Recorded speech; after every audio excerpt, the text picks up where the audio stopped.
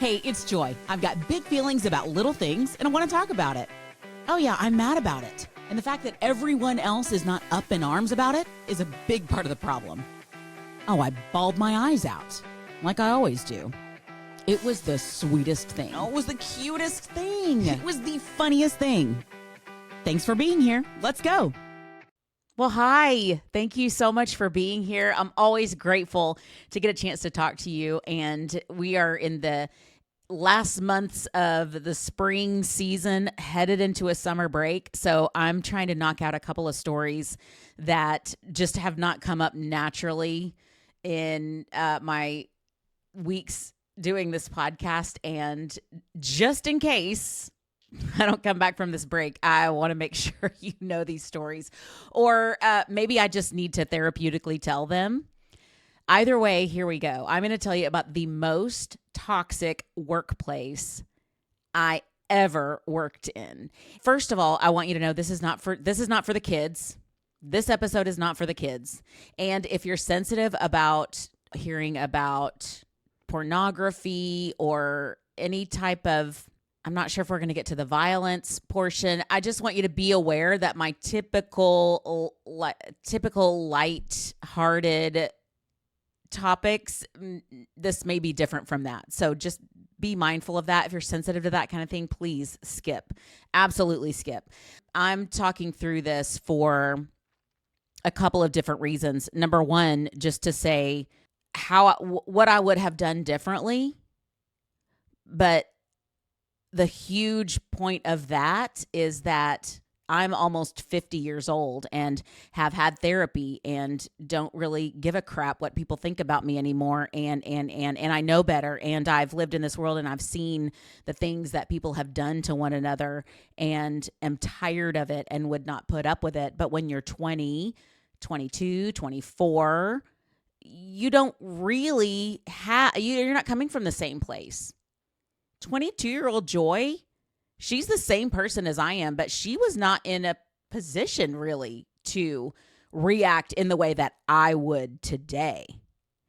And so when we hear other people's stories, when I hear other people's stories, I'm very quick to want to judge or critique how they handled it or diminish the fact that they didn't handle it in the way that I would have handled it. Which, number one, I have no idea how I would have handled it if I didn't go through it to that day. But just to say, give some compassion, because many times you're in that situation because the people taking advantage of you know that. The people taking advantage of you are not going to hire someone that's 50 years old and knows where she stands and has been to therapy and right? So I'm telling you this story, some therapeutically for me, but some just to help reframe when we hear stories like this, how do we react to them? And I will say, for this to be my most toxic, I think says a little something. I've worked in some very interesting and very odd workplaces, circumstances, teams. I worked at a place one time where I got in trouble for sitting down, which maybe that doesn't sound crazy to you, but it was crazy to me. I wasn't like on a walking team and our job is to go walk and how dare you sit down. But I literally would get in trouble for sitting down. I worked at a place one time where our boss, even though the main interaction we had with her was for her to call us into her office. We called it getting called into the principal's office. She would critique something that we did. She would, in an unprofessional way, tell us something about another team member and then punish us and then send us back to the office, even though where she was most of the time during the day was off-site in a separate place working on her schoolwork. That to me is insane. I could very quickly list you 4 names of people that just the way they talked to me and other coworkers literally would be considered verbal abuse. Now, I know a lot of people haven't had as many jobs as I've had. And so that could be a part of it. Some of it could be the industries I've been in. Sorry, I have a hair on it caught in my eyelashes, and I can't talk about anything serious with a hair caught in my eyelashes. All that to say, I think I have a leg to stand on when I talk about a toxic work environment. So when I was in my 20s, well, first of all, before I begin the story, I need to explain a couple things to you. Particularly if you are under probably 40 years old,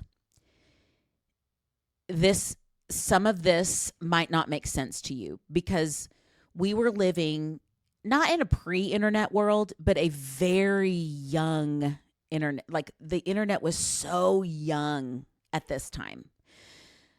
I had only sent my first email in the last 5 years.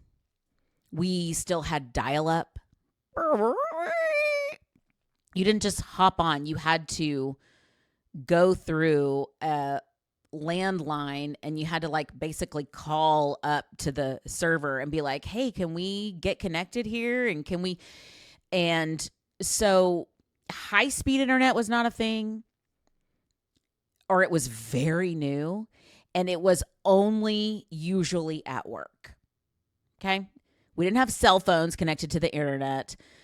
Very rarely did you have like legit high-speed internet at home. And there was no such thing as Wi-Fi yet. So that's like when I was growing up and people would talk about before TV and we used to just have a radio. It was like, you can tell me all about it, but I can't at all grasp that concept.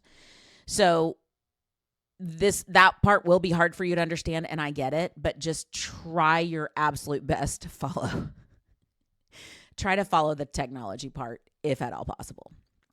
And just know that for me, it was very new to me. So I am starting out on my career and I wanted to be in the radio business. And back in those days, before the internet, the way you would get a job in the radio industry was we called it making a tape, but it was literally making a tape. You would make a cassette tape, recordings of you doing your on-air work. And you would just kind of cut it all together and send it to them so they can hear what your voice sounds like. They can hear what kind of things you say. They can hear what are your inflections and that type of stuff. You would send it with a resume, but you would literally put it in a thick envelope and mail it off. And at this time, we had advanced to the place where I was sending out CDs. I would burn a little CD of myself. And I was so new that I made a fake tape. You know, I like pulled some songs and I wrote a little something that I would have said and just recorded it so that you could sound like what I would hear, what I would sound like, because I hadn't done any work before. So I literally I got on the internet on these job boards. And at that time, there were kind of two ways to get a job. One was to start in a big city at a big radio station and kind of start at the bottom and work your way up. And that typically meant you work on a promotions team. So you are the person that drives the van or whatever out to a event, and you set up a tent and you set up signs, you set up road signs, you talk to listeners, you give away t-shirts, you sign people up for contests, et cetera, et cetera. And over time, you know, if people get to know you and if you are kind of at the right place at the right time and somebody doesn't show up for their overnight shift or their weekend shift, you might be able to scooch in there and get your break. And then if you do well, they'll kind of consider you or put you more in the rotation or whatever. The other way was to go to a small town that had a small local radio station and work there, and then work your way up so that you could make a better tape. And then maybe somebody in the bigger towns surrounding that would hear you and want to bump you up there, and then maybe you would make a name for yourself, and then maybe you would get to where you wanted to go. I grew up in Dallas, which was like the 5th largest market radio station in the nation, and I didn't really want to hand out t-shirts. So I was going to go pack up my car, pack up my Honda Civic or whatever I had, and head out to go find my way. And I found this job at this little station in Roswell, New Mexico, the place where, the aliens were. And I got offered a job there. And so I packed up my stuff and I went, and I learned how to be on the radio for the first time. I learned how to make commercials for the first time. I learned everything there because it was my literal first time to be on the air day after day after day, and make commercials and stuff like that. And the way that radio stations typically work, I mean, now more than ever, but even back then, it would be like our family or our little group runs a group of like 4 stations. One of them's a top 40 station or like pop music station. One of them's country. One of them's maybe classic rock. And the other one is on the AM station, and it's a news station. And so that way, if you're going to an advertiser, you can say, well, who do you want to market to? Because I've got everybody. I have every age. I have every interest. I have females. I have males. What are you looking for? And especially if a couple crossed over, you could be like, oh, I'm going to buy this on the country station and the pop station. Let's do that. So I went to a place with a couple of radio stations. I worked at the pop station. That for a young girl, that was like perfect. I probably did middays or something while everybody was at work. And the news station had a couple of, I'm going to say older guys. I would love to know now how old they were back then, because, in my mind, they may as well have been 65 or 70. They probably were younger than I am now. But it's like looking back at your kindergarten teacher. You're like, man, she was so old. She was probably also 22. But I'm young and I'm fired up and I know exactly what's about to happen. I'm going to learn this skill, and then I'm going to go back to Dallas, and I'm going to be the morning show co-host with whomever it's going to be at that time. And that's going to be my life. That was my plan. So I was excited. I was there. I was willing to do anything and everything. That's how I ended up doing sideline reporting. That's how I've ended up doing news. That's how I ended up in the helicopter doing traffic.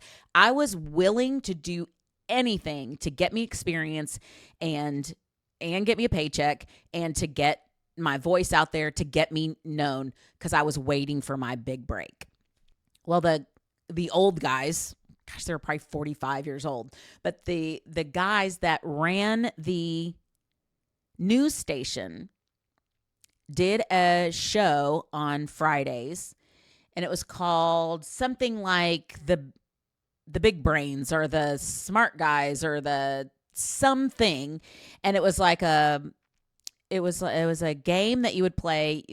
Listeners would call in, and you would try to stump the hosts. So the bit was there was like 3 guys there, and they were doing a little round table, and they would ask some kind of pop culture question, and you would call in with an answer. And then when you called in with the answer, you got the chance to stump the hosts. And I know what you're thinking. You're thinking, oh, why don't you just get on your phone and look up the answer? That didn't exist. That was not a thing. Like we still got faxes like that would print out on a piece of paper and show up. Like I don't think we had scanners even at that point. We had landline phones. You could maybe get on the internet somewhere. We had 2 computers in the building that could connect to the internet. So the lady up front, that was the receptionist and office manager, she had a computer, but she wasn't on the internet. The host of the news program had the internet and the owner had the internet. And that's it. The other computers were for other things. You can type something up, you can edit audio, but you're not on the internet. Like, we didn't even send stuff. We would have to literally, whatever we created in that studio, we'd have to put it on a tape, a reel, a CD, something, and then move it over to physically walk it over to the other studio to put it on the air. So for that game, what the big secret was that they had access to a computer that was online. So my job was to sit in the back office, listen to the show, and whatever the person was asking, I was to look up the answer and show it to them through the glass if they didn't know it. Now, granted, many of the times they did know it, but people would come up with random stuff because that's the goal, right? Is to stump the host. So I'm back there and I'm ready to go. And when I tell you I'm a people pleasing, I'm going to be the fastest looker upper of anything you've ever had. I'm going to be the quietest little bringer of the information. I'm going to walk over and I'm going to tell you what it is. My most proud moment of that show was when somebody called in and asked about, what movie is that called? Hang on just a sec. When somebody called and asked about The Runaway Bride, they asked, what is the name of the hair salon in The Runaway Bride? And I did not have to click a thing. I had just seen that and I thought it was hilarious. I clocked it at the time I watched the movie, and I grabbed a piece of paper and I wrote curl up and dye, D-Y-E, like dye your hair, curl up and dye. And I ran down the hallway and slapped that thing up against the glass. I was so proud of myself. I didn't even have to look. But of course, we got that right and moved on. Okay. But I was looking something up for them, or maybe I was like looking through, maybe we were in between, they were throwing out their questions and they were doing their little banter and whatever. And I went to the bookmarks and I was looking through them, and there was just very normal stuff, the weather thing, because we didn't have an app on our phone, the whatever, your sister station, our competitors' website, so we could see what they were doing, this and that.